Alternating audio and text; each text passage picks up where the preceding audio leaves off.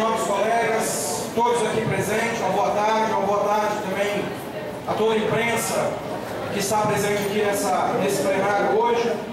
De uma forma especial a todos aqueles que estão em casa nos vendo e nos escutando. Senhor presidente, queria te dizer e levantar um debate nessa casa de que nós vivemos sobre um regime democrático, e graças a Deus que nós vivemos sobre um regime democrático, porque se assim não fosse, nós estaríamos ainda sobre regime autoritário, sobre regime fascista, sobre regime comunista, sobre regime fundamentalista que a história tem nos apresentado, que é onde esses regimes estão implantados, ou que ainda tem resquícios ainda, como o fascismo. Nós temos vivido guerra.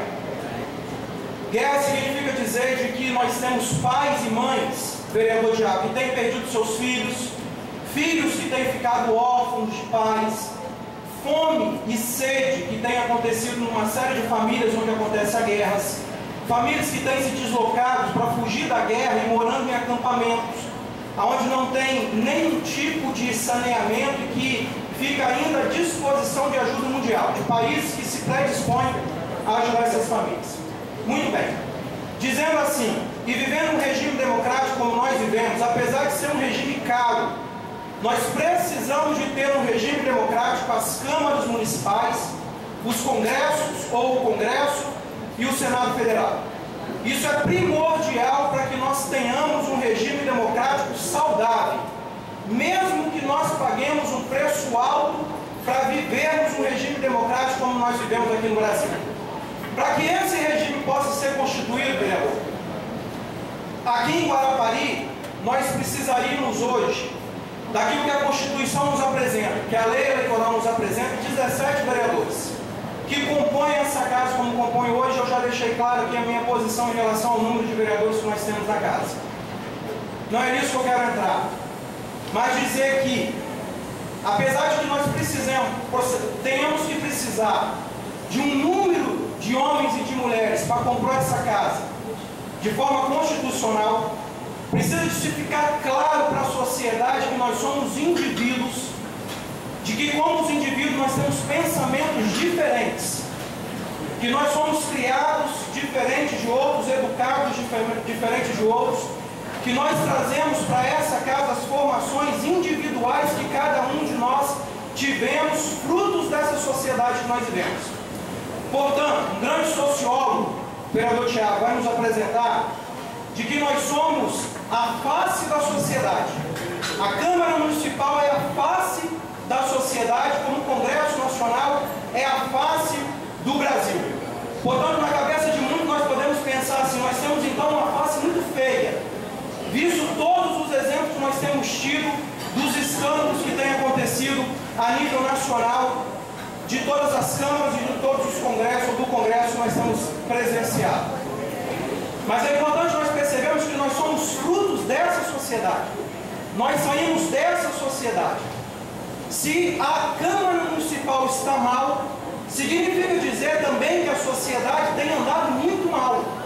Significa dizer que se o Congresso está mal, de que também o nosso país tem andado muito mal. Vivemos então uma sociedade que tem perdido muito dos seus valores. A nossa sociedade, que tem levado homens e mulheres a se predispor, a sair de suas casas para disputar a eleição, sai do meio da sociedade. Portanto, o que nós temos nessa casa, o que há no Congresso Nacional, é fruto de uma sociedade que tem perdido os seus valores. Como que nós podemos então reconstruir isso e reconstruir o sonho que todos nós queremos, que não é uma utopia, mas um sonho possível de ser realizado, mas de que vai levar décadas para termos uma face bela nas câmaras municipais e uma face bela no Congresso Nacional.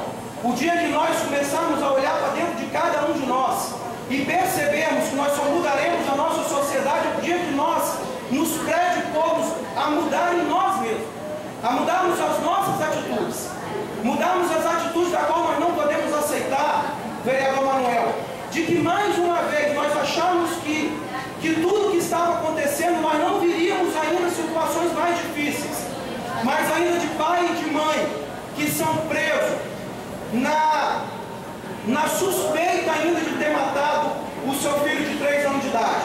Vivemos numa sociedade de que pai mata o seu filho para não ter a sua filha, para não ter que pagar a pensão. De pai e de mãe que já disse uma vez nessa casa, que vai do alto de um prédio, faz a escolha de jogar a sua filha do alto de um prédio, depois de ter tido uma tarde bela com sua filha no shopping, nas compras, tomam uma decisão e optam em matar a sua filha. Nós somos frutos dessa sociedade que tem perdido os seus valores. Essa semana, vereador, caminhando à beira da praia, de uma filha que opta em jogar o papel do picolé no calçadão da praia.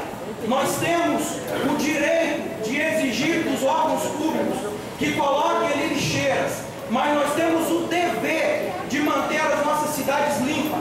Essa mãe, então, porque perdeu o seu valor, não educou a sua filha, que deveria que pegar aquele papel e jogar na lata de lixo.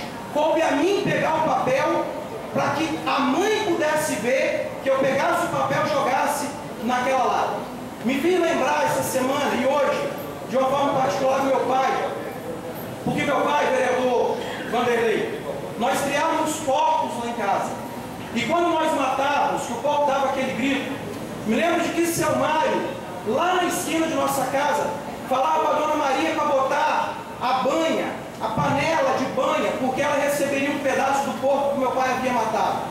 De que dona Cileia, lá na esquina de nossa casa, saberia que naquele dia receberia uma parte do porco que papai havia matado.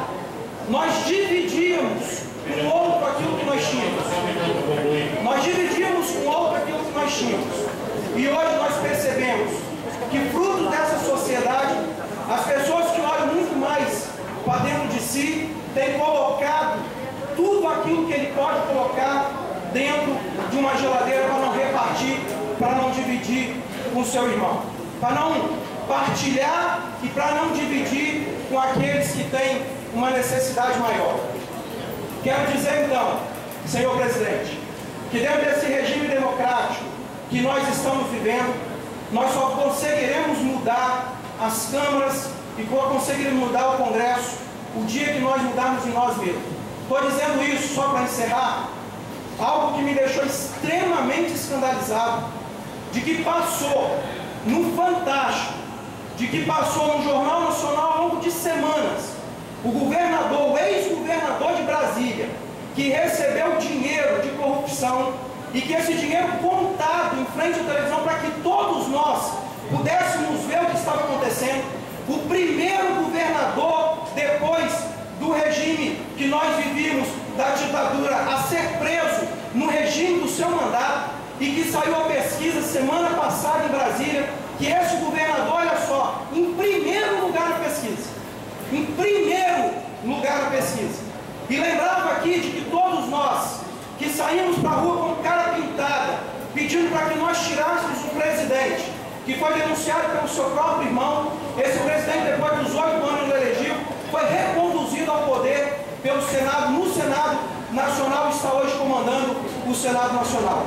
Estou dizendo isso que nós precisamos, senhor presidente, que uma das formas de nós mudarmos a história e de nós sonharmos é que nós podemos priorizar os investimentos, e eu quero falar para o prefeito municipal, que nós possamos então priorizar os investimentos na educação, porque é a única forma que nós temos de mudar o nosso país, é a única forma que nós temos de dar condições para esse filho e essa filha que não tem esperança mais, que quando olha para o seu futuro e não consegue visualizar um futuro melhor, porque não encontra aí então uma educação adequada para ser absorvida pelo mercado, que tem sido cruel com as nossas famílias, com os nossos filhos. Portanto, quero deixar esse debate aqui, dizendo isso então, priorizemos então a educação para termos um país melhor. Obrigado, senador.